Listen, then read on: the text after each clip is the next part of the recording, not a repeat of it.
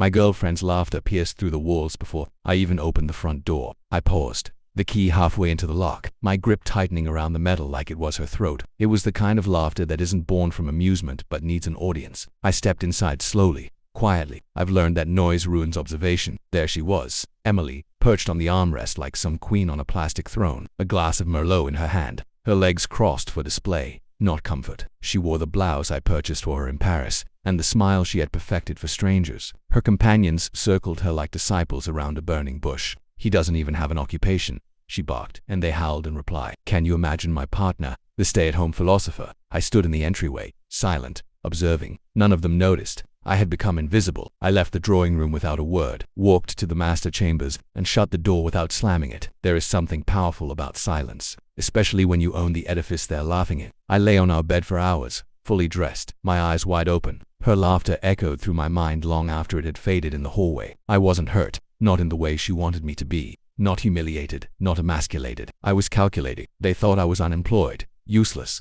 a leech on Emily's hospitality, her connections, her grace. She never told them the truth because she never knew it herself, that I kept the lights on in every one of their apartments, that their wages came from my signature, that her friend Charlotte had pleaded with human resources for a third when an interview, and that I had vetoed it out of mercy, not pettiness. She believed she was in command, and I let her believe that for months. But now she had invited mockery into my dwelling, no, my house, and that was something I couldn't overlook. The next day I prepared breakfast, eggs, lightly seasoned black coffee, no toast. She kissed me on the cheek like nothing happened, as if I wasn't present last night. I smiled, inquired about her friends. "Oh, they adored you," she lied, her eyes not even flickering. "They just fret that you don't have much direction." I nodded. "They're right to worry." She didn't ask what I meant. She never does. Over the next 7 days, I reviewed everything. I pulled Charlotte's work files, ran audits on Jessica's expense reports, checked server logs for when Emily was working late. I didn't need suspicion. I needed precision. Nothing emotional, just data. Cold, unarguable digital truth.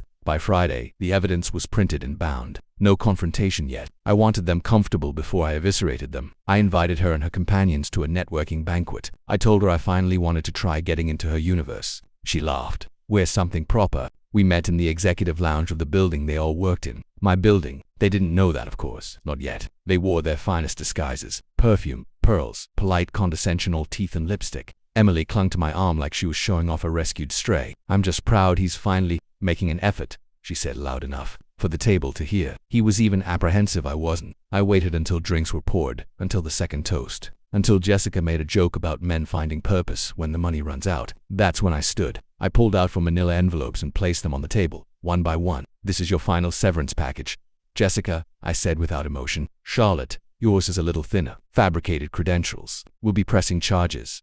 They laughed at first until they saw the company seal my signature, until realization dawned, slow and suffocating. Emily's face lost all color. "What is this?" "My corporation," I said icily. "And you just got your friends discharged." She followed me out into the hallway. The party had disintegrated. The air had turned to ash. "You deceived me," she said, but her voice was brittle now, hollow. "No," I replied. "You never asked the right questions." She trembled. "You orchestrated this." I turned to her, calm, composed. "No, Emily. You planned this when you chose to humiliate me." When you laughed, a pause. Then I added, "You mocked the man who pays your rent." "I didn't know. You didn't care." She tried to touch my arm. I stepped back. "There's more," I said. I handed her one last envelope. Inside, a termination letter addressed to her. Her position had been dissolved. "But I don't even work for you. Did. You just didn't know it." I walked away before she could cry if she did. I slept better that night than I had in months. Not because I won, but because the noise was gone. The laughter, the condescension, the illusion. I didn't need retribution. I needed clarity. And now the mask had shattered. She showed them who I wasn't.